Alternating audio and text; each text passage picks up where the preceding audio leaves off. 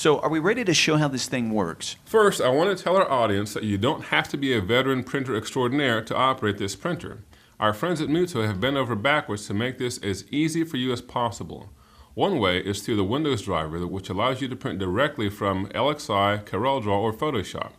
That driver comes with pre-installed ICC profiles mapped to produce rich color and excellent print quality, and which, by the way, are based on our PrismJET media.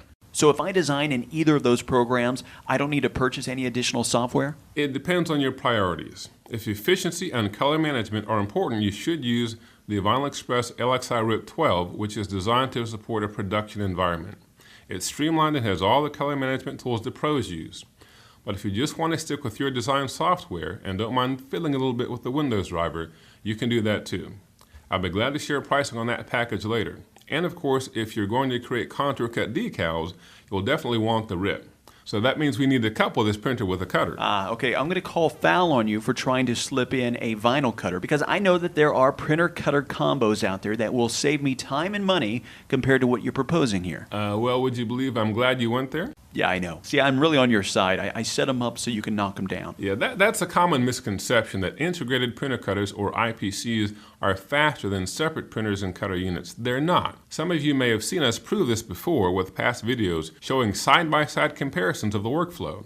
The end result is astonishing. At the end of the day, the VJ24 is twice as fast as the 30-inch VersaCam and almost 40 times faster than the Roland BN20, which actually costs more. And this is because of the one project at a time approach you have to take with those integrated models, right? Exactly. When you're producing several jobs, you don't want to have to wait on the first job to be contour cut before you could even start printing your second job, as opposed to coupling your VJ24 with, say, QE6000.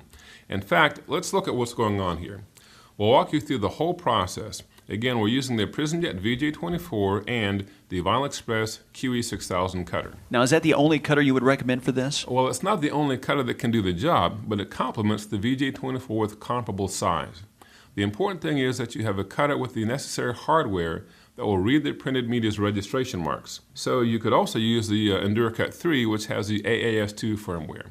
Or in this case, the QE6000 is equipped with Graphtec's ARMS 5.0 automatic registration mark system. And both machines, the printer and the cutter, can be controlled with common software. Yes. To print and cut, we'll need LXI RIP 12. So we're ready to design, or in this case, import an image.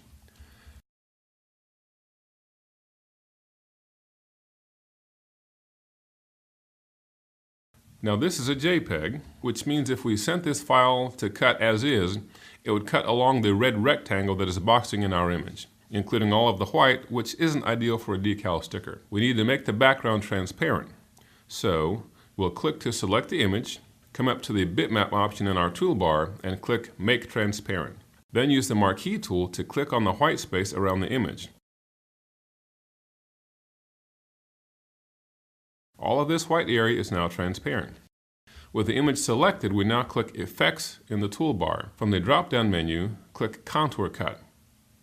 Now over here in Design Central, we can fine-tune how snug that contour cut is around our image by adjusting the offset. By the way, it's a very good idea to add an outline here and place the cut path just inside it. This will give you a better margin for error in lining up the cut path on the printed edge. That's important when you're cranking on a page of 50 or so decals. The end result is what we call a full bleed decal, where the ink goes right to the edge. So once we have adjusted that to our liking, we'll send it to the printer. We do this by going to File and RIP Print.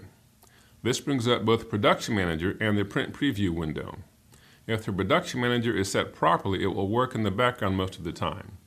You don't need to do anything in that window until you're ready to cut. We do, however, want to look at our Print Preview window and confirm that the design is visible and that the orientation is the way we want it. You'll also notice that the registration marks have been automatically added to the preview based on the cutter that we have set up in our Production Manager. That means we are printing visible registration marks on all four corners of the print area. Now the cutter will later recognize and use those marks to coordinate a cut path around the printed decal. We also want to look here in the upper left corner to make sure we're setting it to the VJ24, and we are. So now let's click the Advanced Options tab to choose the ICC profile for our media. Now the Muto WavePrint firmware is very forgiving, but it's always a best practice to use the profile that most closely matches your actual print media. Next, we'll click the Contour tab. we have the QE6000 selected as our vinyl cutter. In the Send window, we have it set to Send as Separate Jobs. This will send the print job to the VJ24 and hold the cut job for the QE6000 until we're ready to contour cut. Just below these in the Material window, we set the media size as the same for both printer and cutter. And in the aptly named Registration Mark window is where we can choose the GraphTech Type 1 or Type 2 automatic registration marks.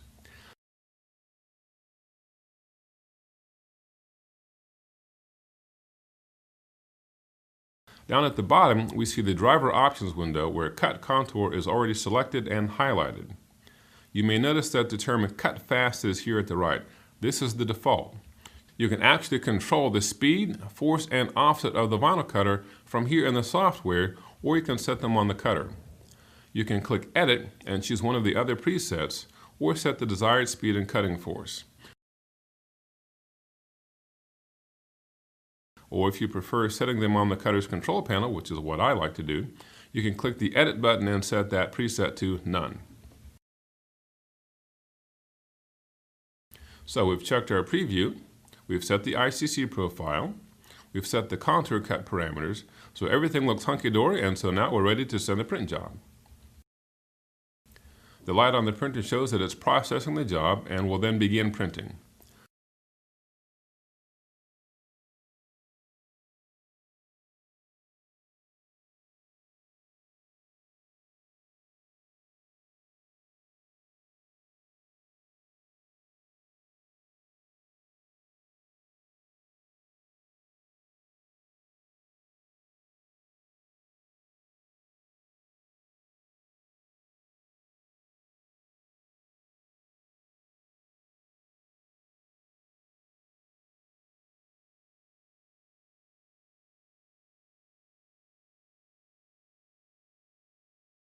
Once it's done printing, we want to feed the media forward about 3 inches before cutting it off. We do this because we want to make sure the cutter has enough usable media to scan the registration marks. We can also perform the crosscut directly from the printer itself.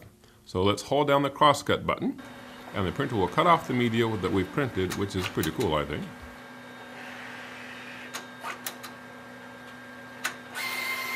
We are now ready to load the printed material onto our QE6000. It's as simple as lifting the pinch rollers, feeding the material through, and lowering the pinch rollers again. We also want to make sure the cutter knows it's cutting a sheet instead of a roll so that it doesn't overfeed the material.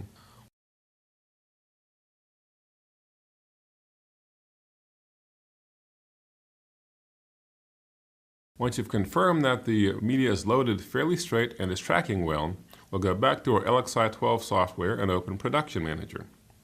Now, it doesn't have to be perfectly straight because the cutter will adjust the cut path when it reads the registration marks. So don't worry if it's not loaded just exactly perfect. The ARMS 5.0 firmware can account for slightly skewed vinyl placement, which is one of its advantages. If you click the QE6000 here in Production Manager, you'll see that the job is holding. Just click to highlight it and click Send. LXIRIP will prompt you to position the cutter blade within the first registration mark, so let's do that now. We use the arrows on the control panel to move the blade to the area defined by the lower right registration mark. We'll press the origin button to set that as the cutter's origin point. Once the origin has been set, click OK in the LXI Production Manager window. The rest is automatic. The QE6000 will scan all 4 registration marks and then automatically begin cutting out your decals. Now that may have seemed like a lot, but it becomes second nature, doesn't it? It really does. It's quite simple when you get used to it. And remember, while this job is cutting, I can begin printing my next job on the VJ24.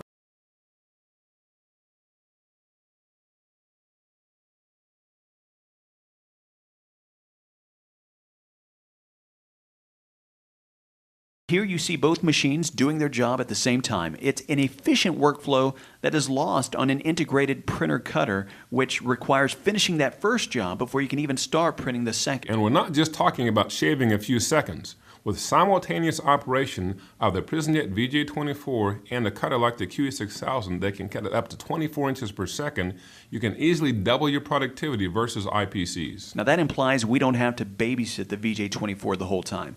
We can tend to the cutter or other prep work and trust that the printer is working well. That's true. You don't have to hover because Muto also allows you to monitor your printer status on your Android device or iPhone.